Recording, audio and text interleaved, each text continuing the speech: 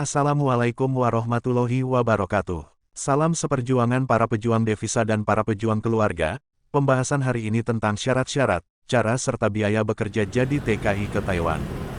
Tapi sebelum kita mulai, untuk teman-teman semua, mari gotong royong channel kita dengan cara like, komen, subscribe, dan share. Jika teman-teman punya channel YouTube, pasti saya subscribe juga. Semoga kita semua menjadi orang sukses. Amin. Mari kita simak bersama. Banyak yang ingin tahu bagaimana cara dan apa saja persyaratan serta biaya yang dibutuhkan untuk bisa bekerja menjadi TKI maupun TKW ke Taiwan. Hal ini karena Taiwan merupakan salah satu negara yang banyak menjadi tujuan para WNI yang sedang mencari job ke luar negeri. Untuk diketahui, saat ini jumlah penduduk Indonesia yang sedang bekerja di sana juga sudah cukup ramai, yakni sekitar 200.000 orang, yang tersebar di berbagai sektor pekerjaan antara lain pekerja manufaktur, ABK anak buah kapal nelayan, pekerja konstruksi, pekerja pabrik, perawat di panti jompo, caregiver dan PLRT, penata laksana rumah tangga alias pembantu rumah tangga. Di Taiwan saat ini gaji minimum para TKI, tenaga kerja Indonesia, atau sekarang juga disebut PMI, pekerja migran Indonesia, adalah sebesar 25.250 NTD dolar Taiwan atau setara 12 juta rupiah untuk pekerja formal manufaktur. Itu belum termasuk tambahan pendapatan di luar jam kerja atau lembur. Kalau rajin ikut lemburan bisa lebih 15 juta rupiah per bulan. Sementara untuk pengasuh lansia dan pembantu rumah tangga gajinya antara 8 hingga 10 juta. Peluang lulus diterima kerja di Taiwan juga lebih besar dibandingkan ke Korea apalagi Jepang. Makanya cukup banyak juga calon TKI yang gagal ke Korea akhirnya memilih bekerja di Taiwan. Walau memang dari segi gaji masih lebih tinggi gaji di Korsel yang bisa mencapai 30 juta per bulan. Tapi masalahnya peluang lulus kerja di Korea itu sangat kecil. Tahun lalu saja Korea hanya membuka lowongan 2.000 tenaga kerja asing. Dan kuota 2.000 orang itu diberikan untuk 15 negara, yaitu Bangladesh, Kamboja, China, Kirgistan, Mongolia, Myanmar, Nepal, Pakistan, Filipina, Indonesia, Sri Lanka, Thailand, Timor Leste, Uzbekistan dan Vietnam. Jadi bisa dibayangkan betapa ketatnya persaingan untuk bisa bekerja di negeri K-pop tersebut. Selain banyaknya persaingan, sulitnya menembus dunia kerja di Korea Selatan adalah karena penempatan CTKI ke sana dikelola langsung oleh pemerintah kedua negara lewat program G2G, Government to Government. Yang mana itu adalah program kerjasama dua negara antara pemerintah Republik Indonesia dan pemerintah Korea Selatan dalam hal penempatan tenaga kerja. Jadi proses seleksinya lebih ketat. Sementara untuk penempatan CTKI ke Taiwan dan beberapa negara lainnya seperti Hong Kong, Singapura, Saudi Arabia, Kamboja, Brunei Darussalam, Malaysia, masih melalui PPTKIS, Pelaksana Penempatan Tenaga Kerja Indonesia Swasta. PPTKIS merupakan badan hukum swasta yang telah memperoleh izin tertulis dari pemerintah untuk menyelenggarakan pelayanan penempatan TKI di luar negeri, termasuk ke Taiwan. PPTKIS ini dulunya dikenal dengan nama PJTI, Perusahaan Jasa Tenaga Kerja Indonesia. Langkah-langkah atau cara bekerja menjadi TKI ke Taiwan. Kalau hati sudah mantap ingin merantau ke Taiwan, langkah pertama yang bisa dilakukan adalah mencari PPTKIS yang ada di daerah Anda. Ada banyak PPTKIS terutama di Pulau Jawa, jadi pilihlah yang paling terpercaya. Anda bisa cari informasi di Depnaker, di internet atau bertanya kepada teman-teman yang sudah pernah atau sedang bekerja ke luar negeri. Hati-hati tertipu oleh agen-agen TKI yang tidak bertanggung jawab. Dan jangan langsung percaya hanya melalui iklan atau brosur tentang iming-iming kerja di Taiwan tanpa dicek kebenarannya terlebih dahulu. Dan yang terpenting, carilah PPTKIS yang menyalurkan calon BMI, buruh migran Indonesia ke Taiwan. Karena ada juga PPTKIS tidak membuka jalur ke Taiwan. Karena di PPTKIS informasi lowongan kerja ke Taiwan tersedia. Jika ada lowongan dan Anda berminat serta memenuhi semua syarat, pihak PPTKIS akan mendidik Anda, setelah itu mengirimkan Anda bekerja di Taiwan. Ataupun kalau belum ada lowongan, tetap bisa mendaftar untuk ikut pelatihan. Jadi nanti begitu lowongan, Anda akan dipanggil oleh pihak PPTKIS untuk diberangkatkan. Pelatihan biasanya selama 3 bulan.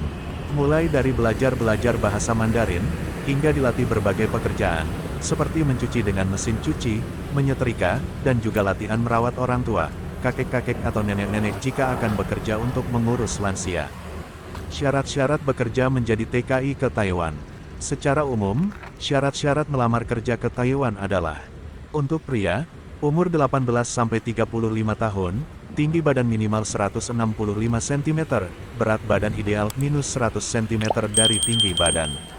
Untuk wanita, umur 18 tahun SD 35 tahun, tinggi badan minimal 150 cm, berat badan ideal minus 100 cm dari tinggi badan. Syarat umur di atas tidak mutlak alias bisa berubah tergantung jenis pekerjaan yang diinginkan. Misalnya untuk TKW, tenaga kerja wanita, yang akan bekerja asisten rumah tangga, biasanya syarat umur minimalnya adalah 21 tahun. Selain itu, meski usia maksimal bekerja ke Taiwan adalah 35 tahun, namun usia 36-40 tahun masih bisa diupayakan oleh pihak penyalur TKI. Persyaratan berkas atau dokumen: kartu tanda penduduk asli, kartu keluarga asli, akte kelahiran asli, surat izin orang tua, suami, istri, yang sudah ditandatangani di atas materai 6.000 serta dicap stempel dari kelurahan. Surat keterangan status buku nikah, surat keterangan kelakuan baik SKCK dari Polda.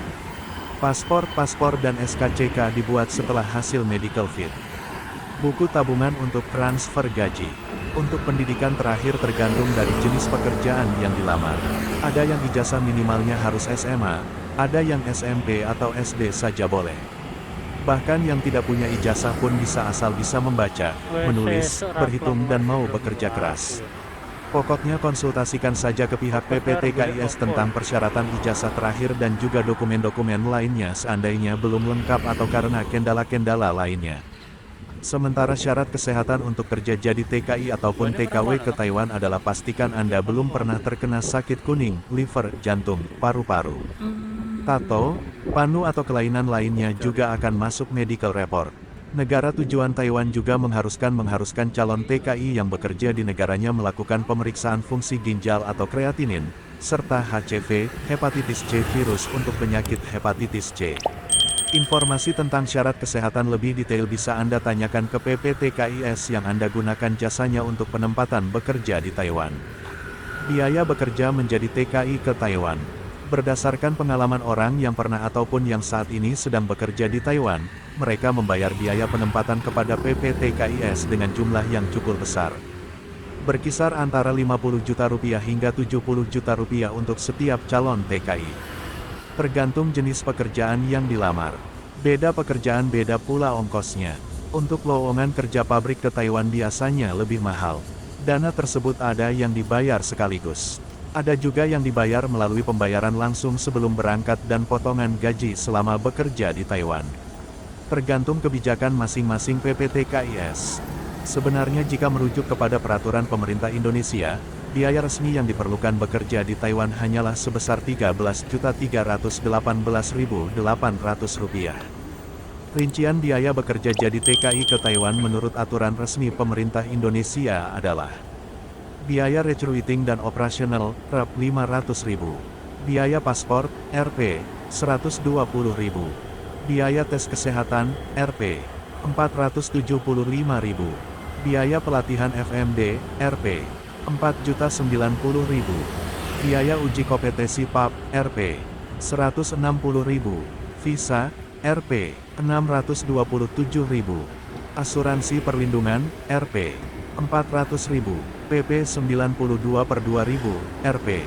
138.000. Tiket keberangkatan, Rp. 2.116.000. Airport tax dan handling, Rp. 100.000. Transport lokal, Rp. 100.000. Jasa perusahaan, Rp. 4.492.800. Dari rincian di atas, jumlah total biaya penempatan ialah sebesar Rp. 13.318.800. Iya, tidak sampai 15 juta. Namun kenyataan di lapangan biayanya cukup jauh lebih besar dari itu. Entah siapa yang salah dalam masalah ini.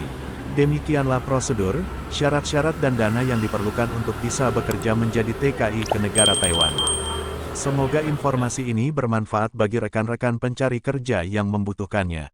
Terima kasih. Wassalamualaikum warahmatullahi wabarakatuh.